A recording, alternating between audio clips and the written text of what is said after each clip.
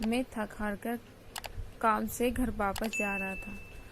Car में शीशे बंद होते हुए भी जाने कहां से ठंडी ठंडी हवा अंदर आ रही थी। मैं उस सुराग को ढूंढने की कोशिश करने लगा, पर नाकाम रहा। कड़ाके की ठंड में आधे घंटे की ड्राइव के बाद मैं घर पहुंचा। रात के 12 बज चुके थे। मैं घर के बाहर कार से आवाज देने लगा। बहुत देर हॉर्न भी बजाया, शायद सब सो चुके थे। 10 मिनट बाद खुद ही उतरकर गेट खोला। सर्द रात के सन्नाटे में मेरे जूतों की आवाज साफ सुनाई जा रही थी।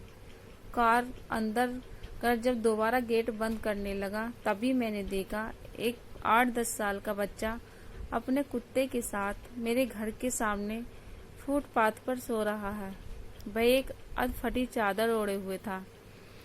उसको देखकर मैंने उसकी ठंड महसूस करने की कोशिश की तो एकदम शक पका गया। मैंने मोटो कैंडो की महंगी जैकेट पहनी हुई थी, फिर भी मैं ठंड को कोस रहा था। और बेचारा वो बच्चा, मैं उसके बारे में सोच ही रहा था कि इतनी देर में वो कुत्ता बच्चे की चादर छोड़ मेरी कार के नीचे आकर सो गया। मेरी कार का इंजन गर्म था, शायद उसकी गर्माहट कुत्ते को सुकून दे रही थी। फिर मैंने कुत्ते की भागने की बजाय उसे वहीं सोने दिया और बिना अधिक आहट किए पीछे का ताला खोलकर घर में घुस गया। सब के सब सो रहे थे। मैं चुपचाप अपने कमरे में चला गया।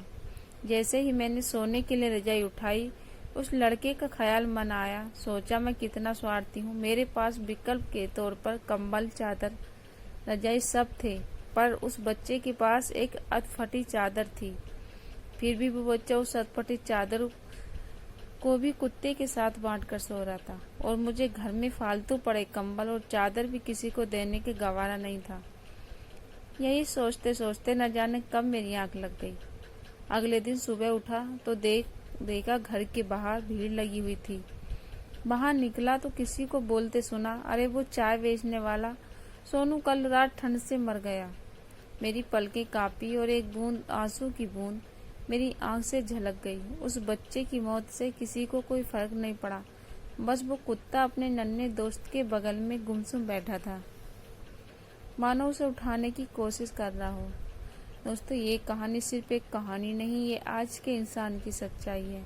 मानव से अगर मानवता चली जाए तो वो मानव नहीं दानव बन जाता है।